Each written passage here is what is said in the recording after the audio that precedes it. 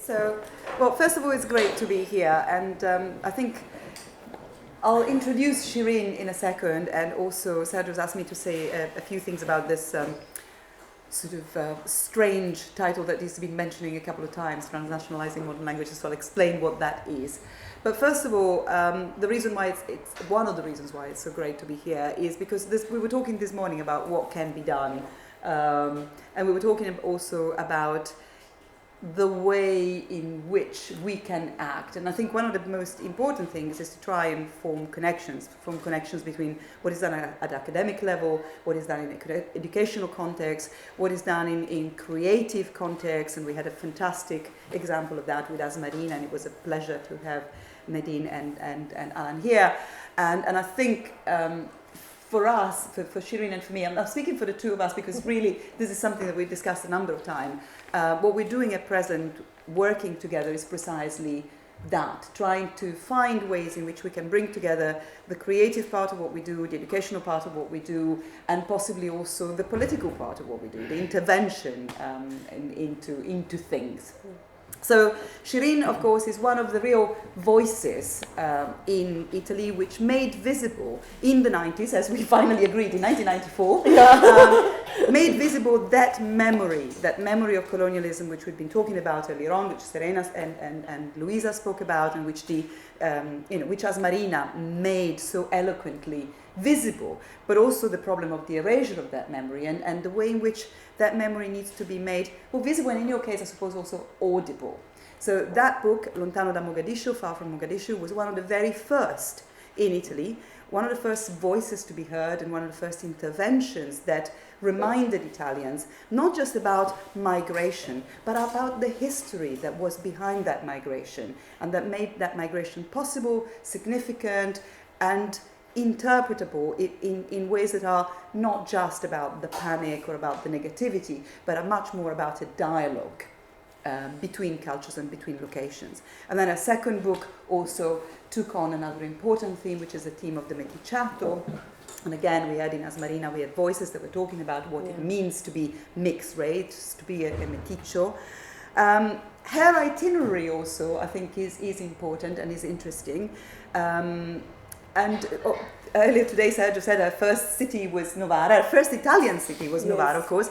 But you can probably tell us a little bit about your itinerary. It's a complex itinerary, the one that Shireen has followed. And I would like you probably to start from there, because for me it also makes another important point, which did come out in Asmarina, and that is that when we talk about migration, in fact, we should talk probably much more about mobility. And people don't just go from A to B. They continue to move. Diasporas are complex sort of networks, and individual itineraries. We were talking about, how we need to see people as people. Individual itineraries are complex, personal, and historical itineraries. So can we start from there? Okay. And from your personal itinerary? Okay. I was born in Mogadiscio, Somalia. My mother is Somali, and my father is Asian. So he was born in Zanzibar. And so people, when they see me, they say, "Are you Arab?" Because they don't connect my feature with Somalis. Many Somalis, you speak Italian? Yeah. You speak Somali? Yes, I'm born in Somalia. So there is this kind of, but I consider myself more Somali because I was brought up there, I know the language, and my roots are there. I was born in Somalia. I used to travel to Kenya, and where my grandparents were living. And then when Siad Barre, after the revolution, he started nationalizing all the, just telling the people who don't have a Somali passport to leave the country in a way, not like Idi Amin, but in a very soft, nice way. So you could stay in the country, but you couldn't work. My father didn't take the Somali citizenship for never. So we left the country. At that time, I was also married to an Italian. And when I came to Italy, I didn't come to Italy as a migrant. I had already my Italian passport, but they see my skin, it's as if I'm a foreigner. We lived in Novara, my first city, and it was September, October, and for me it was like leaving the ocean, the Indian Ocean, the beauty, the sun, everything, coming to a gloomy Novara, and he knows about it, really. It was a big shock. I stayed there for 5 years with my family, and I wanted always to go back to Africa to show my children how Africa, the beauty of it. So we had the chance to go back to Africa, to go to Zambia, to go to Kenya. I traveled to the United States, to the Arab countries. You know, in a way we are nomads. Somalis are nomads. So quite a, and now I'm in Birmingham. So it's quite a, I'm appreciate and grateful the life I had, because I had the chance to travel to many places, not as only as a tourist, but to live there for a few years. So this is my little story that I'm sharing with you. We'll come to your work in a while, and also to how this personal geographic itinerary has also become a linguistic itinerary and an itinerary of stories, of translational narratives that take you around. But before we get to that, I would like you to give us some of your reactions. We were talking earlier today, we were saying, well, it'd be great to have, in a sense, a version of Ars Marina that talks about the Somali community here in Cardiff. But there is also, of course, a Somali community in Italy. Can you give us your reaction to Ars Marina? What were the things that, rang a bell, and the things where you felt, it was different for me? Or the Somali community here in Cardiff they come from the Somali north, from the Somaliland mainly, but we come, and they were colonized by British, while we in the Somali south, we were Italian colony. So the similarities, the things that I saw that connects me with Ars Marina and the Ethiopian and the Eritreans, is the fact that Somalia was an Italian colony. And our curriculum, our school curriculum, was all in Italian.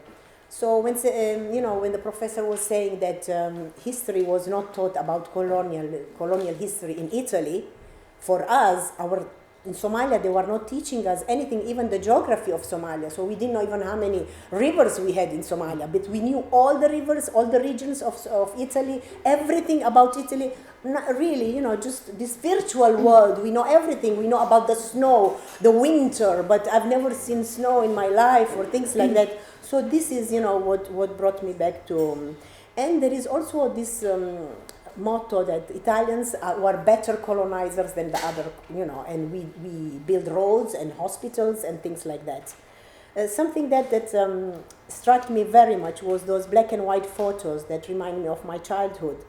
And I think for them, when they left their country, the Eritrean, the Ethiopians, they had time to take their photos with them. While what happened in Somalia, when the civil war broke down, people didn't have time to collect their things, their memories, their photos. So we have a big diaspora family that didn't have photos, things to show to their children, because they had to flee from their countries. Something else that struck me when I came to Italy, the first thing was I saw a garbage collector that was white, was Italian. I saw a waiter. For me, it was not possible, because in Somalia, in Africa, they were already, local people doing this. So in my mind, all the Italians were rich. Nobody was a garbage collector, or nobody was, Which was something that came out in the film again. Someone was saying, surely I have this image of Italy as this land of plenty. Of plenty. The musician said this, because you have a completely different image when you live in another country. And what I liked really, it was when he was making the coffee in that mocha. So there is culinary heritage that we have also, that's passed from the Italians, and it's the Italian coffee that Somalis, they love, their espresso. Although they are Somalis, they love this, and the spaghetti. Something else that I really, really liked was the photo book done by, when they sold it to the Espresso, and the image of happy people, African children, grown-ups who are laughing everyday life, not the photos that they show in contrast with famine and war. That nowadays what you see about Africa is just one picture. While that photo album is really fantastic, and it's really struck me because of the beauty of, the diversity, the reality. Children laugh, there is beauty, there is everyday life. Maybe I'm going too fast? No, I'm sure nobody's complaining. Okay. And something else that I found that it connected Somalia to Eritrea is the mixed race children in those years. We have children who were born from Italian fathers and were abandoned by their fathers, and these children were brought up in missionary, Catholic missionary. They changed their name to Italians. They were baptized. They were not allowed to speak Somali to connect with their mother. So there is this generation that it was not Italian and it was not Somali. So they were lost in a way. but they were saying we are giving you an Italian identity or an Italian education, but it was not true because the both of the society, the community was not accepting them. So this is when I saw the story of the gentleman that said, this is my story. It's not only one story, it's many stories and Italians didn't know about this. So my novel is based on this, so I wanted also the Italians to know what happened in those days. And this is especially in the years 50, 60, when there was, come si dice, cosa protettorato italiano? Quel periodo che l'Italia doveva... Oh, gli anni di piombo? No, quando l'Italia, quei 10 anni... il protettorato. Sì, yes, sì. The Before the anti-trustee from the 50s to the 60s, to prepare the Somalis for independence. In those years, most of the Metici were born in those years. So it is something absurd, during transition. Yeah. Something else is Bologna. Bologna is a beautiful city, and in those days it was hosting 20,000 people, 15,000 people from Africa, Africans from the different diasporas, and this will never happen again in Italy. How Italy is today, it will be called like an African invasion. I mean, there is no open doors anymore, and Italy has changed a lot. Even Bologna, there was another political ideas, another atmosphere. It was different, Italy has changed a lot in the last. I was thinking yes. about that when we were discussing that before. Yeah. And of course, there was a reason why it was Bologna, and there was a reason why it was happening at that time, and that was that it wasn't just race that was an issue there, it was politics. And it was a perception of class, and at that point in Italy there was a certain kind of politics that looked at Africa and developing countries. I mean, we would be very critical probably of that attitude now, the tiers-mondisme, the third world ideologies of the time, but at the same time it opened up certain spaces, and as you're saying, today those spaces probably No, be closed. they will be closed. I don't think so that... But that takes me to my next question, which is much more about your work. Mm-hmm. And so in your work, another thing that struck me very, very strongly from Asmarina is, of course, memory. Yeah.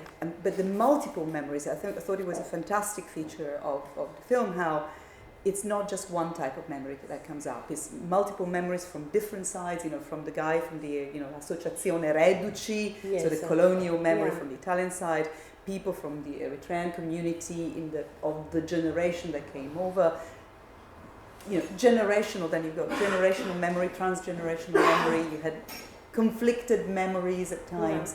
And I wanted to ask you, in your own writing, how important is memory, your personal memory, but also historical memory? How do you weave those things together?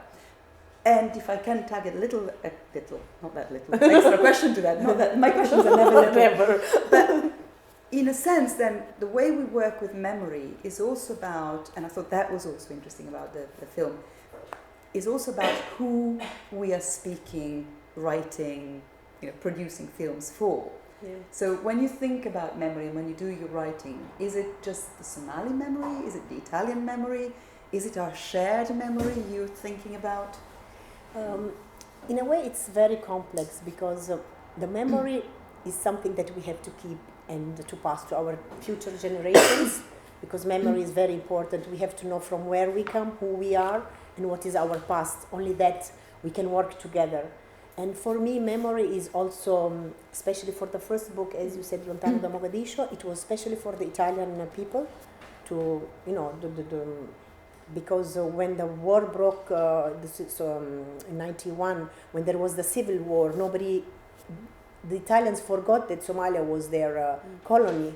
So they were just speaking about this Somalia, there was war, there was the dictator, this, but everything else was forgotten. And then I suddenly remembered that it's not like this.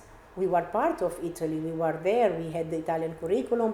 So this memory came out in a way. I wanted to show a different face of Somalia, that Somalia is connected to Italy. So there is my personal memory, there is the memory of the diaspora people who are running, there is the memory of what was going on in Italy, if there was racism, if there was problems, social problems. So it is a variety of things that I wanted to share, so I could create a dialogue with with the people, and I remember I used to go to schools, to students, to talk to them, and for them it was like an open, oh really, you study Italian in your country, and it's good to create these connections with people, ordinary people, because only that way you can change the mentality and make an understanding. So memory is very important in my writings. I'm not a historian. I write my experiences and the experiences I get from people, where the real experience of, the grassroots people, everyday, stories that maybe they are not very important, but it can be important because you see how other people live and what is happening, especially when the Somalis, our political, the Somali politicians, they all studied in Italy. All of them. But when the civil war happened and they came to Italy, it was very difficult. So Italy did not keep them as refugees. It was Britain, it was many other countries, America, Sweden, so they had to flee, and they were coming from an Italian colony, so they didn't have this help. So even this is in the book to say, you just forgot us in a way, that we don't exist anymore, there is no this connection. So at the end, there is this kind of memory that you want people to wake up and because if you see people as just migrants, but if you see them as an enrichment, because they will contribute to the country, they will do something. So at the end, it's an asset. It's not something, and it's not a failure. So now we see that many children who are brought up in England. They are contributing, their parents are going back to Somalia, they are doing things. So at the end, it's always giving back to the society, it's not only taking. But Italy was not clever enough to understand this. So now they are losing a lot because Somalia is picking up. So who are there in Somalia? The British, the Turkish, who didn't have anything to do with Somalia. So they are the ones who are bearing the fruits of this country that is coming back again to politically and economically starting to, and it's terrible. For example, in Eritrea and in Ethiopia, they still maintain the Italian language. It's beautiful. For us in Somalia, only dinosaurs like me speak Italian. The others, they don't. Yes, my generation only speak Italian. The others, they speak Turkish, they speak Arabic, they speak English. So in a way, I feel bad that Italy lost the train in a way, and it's very difficult to catch up again. It's not easy. But I also remember when I read Lontano da Mogadishu, when I read Far from Mogadishu, and there was a very strong voice. I didn't know you at the time, I met you later, but there was a very strong voice in that book. But it was also a voice that really wanted to remind Italians, it's important what you said. You were writing that book not for the Somali diaspora, not for back home, but you were writing it for an Italian audience. And I remember that very strong statement that came after that book. I know so much about you. Yes. Why don't you know anything about your own past and about that relationship? And it was a very, very strong voice. So, I'm thinking of, obviously it's a different magnitude and it's a different history altogether. But that famous formula for the British Empire, the Empire writes back. There was a sense, we have a voice, and you should be more aware of what the past is. Yeah. And I thought that was a really striking. Probably your book, I think, is the one that I've ever read that has that message most strongly put to an Italian audience. What was the reaction to that? Did you get Italians saying? I'm thinking also that last summer in Venice we were talking to someone with a completely different colonial memory, Paola Pastacaldi, who is similarly to the lady you saw at the start of Asmarina, Emilia Dell'Oro. It was someone who has an Italian colonial past. She was, she had in Eritrea again, and she, her family had a background there and so on.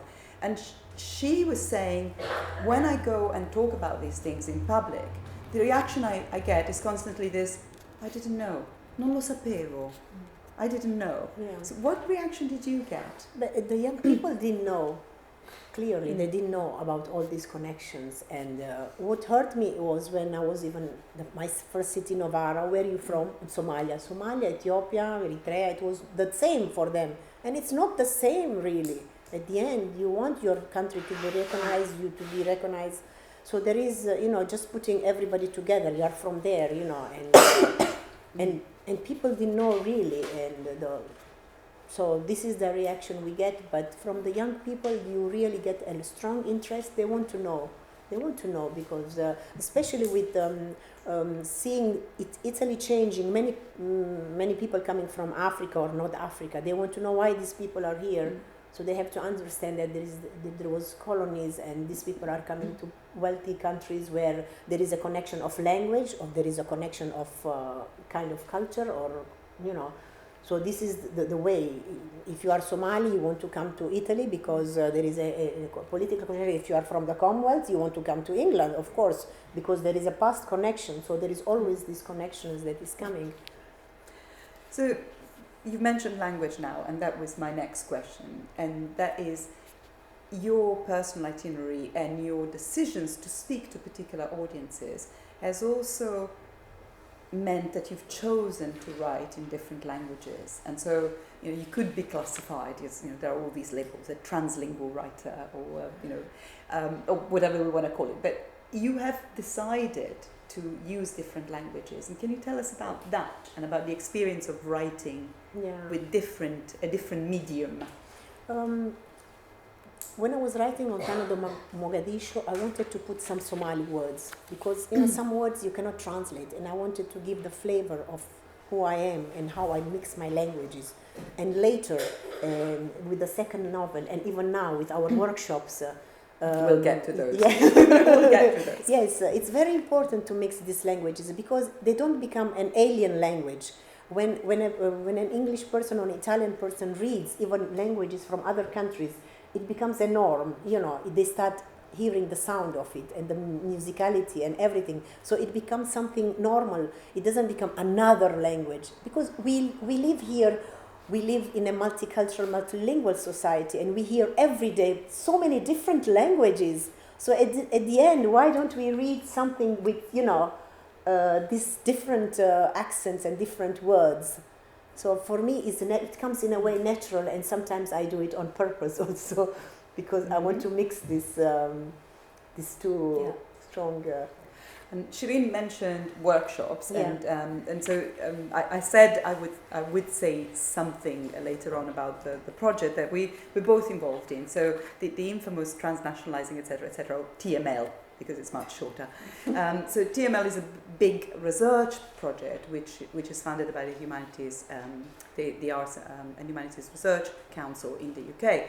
But it's a project which has taken us to work from inside universities with a number of individuals and communities and groups across the world. And Shireen has been a key participant in that. From the start, we said we wanted to put together research and creative work, and we wanted the two to inform each other.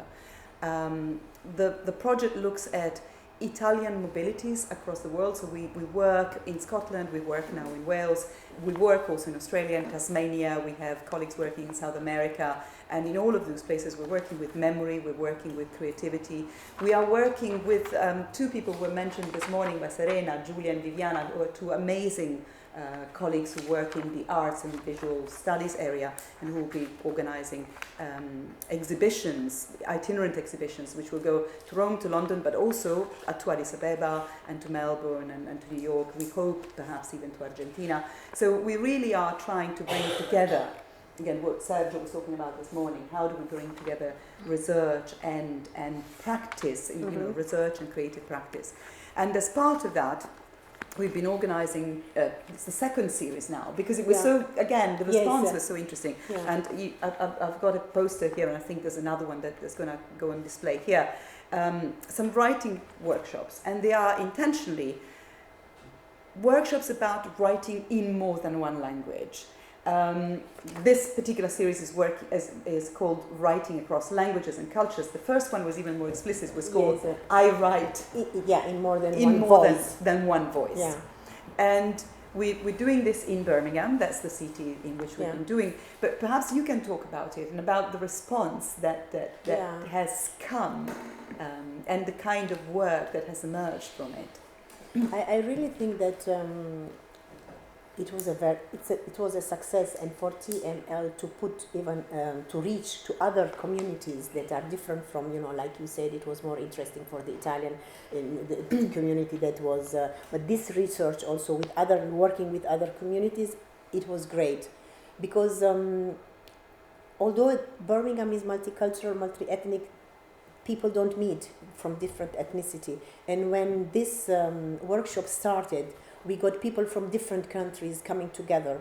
We have people from Croatia, people from Sudan, people from Nigeria, people from many parts of the world. And people from the Black Country as well. Yes, a Caribbean, family, a person who was grown up in a Caribbean family, but she's from Birmingham. She speaks Black Country dialect. So they co-wrote a play in Black Country dialect, can you imagine? And in Patois.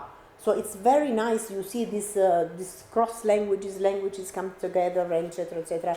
And it was like, for example, now in February we started our second workshops, and they've been really very successful. We touch many themes, like which are the words that we are connected with, which are the words we don't like and why we don't like them. So we explore a lot of different themes that can touch and bring out emotions, bring out memory, bring out a lot of things. And creative writing, it hits you because you don't even realize, and something emerges from your brain. And we all maybe talk about the same theme, but each one of us writes in a different way and comes out with a different memory, and it's really nice. Like the last one was heritage. What is our common heritage, and what is a personal heritage? What is a heritage of our family that we want to pass to our children? So it was a big discussion. It was I think these workshops really are bringing people together and talking out about even our taboos, problems we have. It's not only positive things, but even negative things come out from this workshop, and they are really great. I think that you have participated from our shops and you have seen with your own, you have touched with your... But not only that, but I saw it just yesterday. So Shirin and myself, and also Louisa and some others in this room, were yesterday at a big event at the British Academy in London.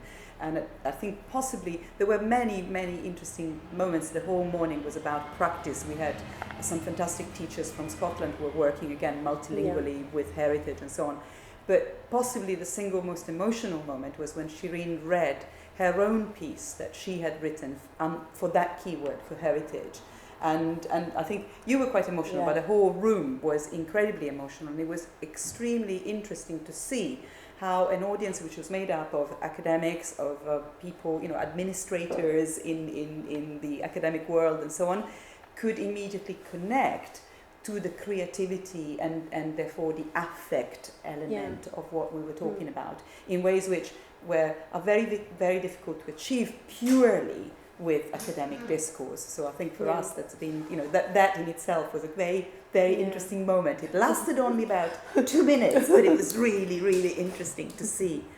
So I just want, we'll wrap it up in a few minutes because we have sort of other important things to go through. May I just writing, for example, sometimes when you write, you don't realize what you want really to share and what you want to keep private.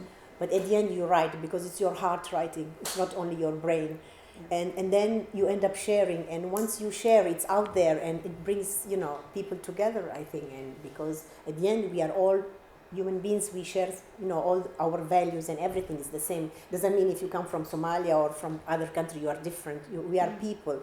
We feel the same pain. We feel the same joy. We want the same things. So these things come out when you are writing. It is universal. It connects people. It's like music. Writing is like music. It's like it's poetry, music, everything connects humanity. So this is a way also to connect, and because some people were saying, what are you doing to change? We are already doing something. We are doing every day. All of us, we are doing something to change, isn't it? Because we don't have to wait for the politician or whoever to make laws.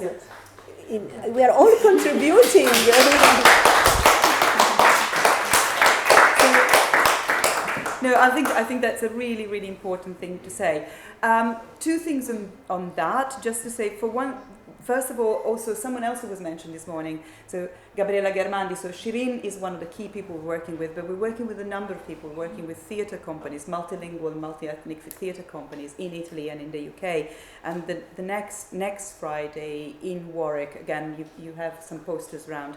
We have another of the writers who were mentioned this morning, Gabriela Germandi, who's also a performer, and she does, of course, use music. You just mentioned music and voice.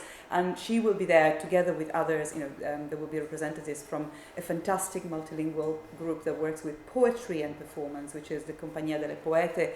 Again, trying to bring these realities and a sense of how multilingual and multicultural we already are. Yes. One of the things that I've taken to speak about is the fact that we live still with monolingual logics, but we are already in multilingual practices, and we need to acknowledge them. We need to make them visible. One of the reasons why I'm so happy to have moved across the bridge from England to Wales is because in Wales, amongst other things, it's impossible to have the kind of performance of monolingualism that you often get in England, where there's a pretense that English is the only thing around you. Here, at least it's impossible to do that. So let's start from that. So yes, for those of you who might be interested, there is also this fantastic performance on next week, and we will be doing more, and I'm sure we'll be doing more here in Cardiff, and I'm delighted that we've made also the connection with the ICCW, because it's precisely this sort of thing that we should be doing. So, two things. We said we'd pick up some keywords from this discussion, and I picked up two. I was thinking of one of stories, narratives, how important narratives are, and the power of narratives. And the other one was how does it pronounce, Alan? Campistato? Compistato, that fantastic made-up word that was so expressive and so belonging to one community, but at the same time had this history of translation and mistranslation, which is fantastic. I'll take that away if I remember how to pronounce it. Which ones did you have? My keyword was to go back. Because every person who migrates from his country, there is this dream to go back. And especially when the gentleman who has the restaurant for 24 years and Eritrea was, independent, and he said, I was ready to go back to my country, and then it was not possible. This is the dream of many, many, many people, who left their country. It's the way they want to go back. So that is the key word that hit me, and it's universal, it's reality for all the people that, leave their country. And another word is negretto, that here there is the political correctness, isn't it? You can't say negro to somebody, but Italy is so normal, no? Just negro, negretto is like just, so normal. And I hope that changes in Italy, really, because, time are changing. Now, that is also an invitation for you. We would really like for you to go back to that guest book that you signed earlier on. Put your keywords down on that. It would be fantastic to see what keywords you took away from here. And if anything that we said today, or anything you saw in that film, in Asmarina, in Alan and Medina's work, changed things for you. So please go back to that guest book and put down, even if it's just the keyword, or the keyword in a sentence about why that's a keyword for you. That would be fantastic to see your, will leave us a trace also. Leave a trace of your reaction, of what you think. And I think that's also a way probably to finish this on time, which is to say, I hope one of the things you can feel is that, certainly for me, it's a pleasure to work with Shirin, and working together has led us to a real friendship, but also to think in different ways. If I have to think about how the project that I've been involved in and working with people like Shirin over the past 2 years has changed my practice, what I was expecting and what I wasn't expecting. From a project this big, what I wasn't expecting, what a lot of us, we were saying it yesterday in London, weren't expecting, is how important we built in the creative work from the start and the collaboration with artists and performers. But we hadn't expected how productive and how important that would become for us as much as hopefully for you and for others involved. And that's really changing our practices in that sense. And hopefully also, certainly in my case already, the way in which I work with my students. So introducing creative practice much, much more, for instance, in the way in which I teach translation, or in which I teach about monolingualism, multilingualism, and these things. Is it important for you? Is it doing something? No, it's very important for me, really. I'm constantly learning, really, and these workshops taught me a lot, collaborating with you. I've learned today something from this beautiful documentary. We are always learning. So at the end, it doesn't mean that we know everything. It's always we are evolving, we are learning, we learn from each other. I give you something, I take something from you, and we carry on. This is how it is. And this is the beauty of, when two people connect and two people talk to each other. Is because when you don't know the other, that you imagine things about that other. Who's the enemy? Who's this person? Why he's coming to my country? Why? What they want? What they're taking from me? But once you talk, then you realize they are people normal with your own feelings and everything. There is no this scariness, and you learn from each other, isn't it? It's just so simple in a way. On that note, and with the invitation to continue to do this kind of work to you. Thank you very much, Shirin, and well done.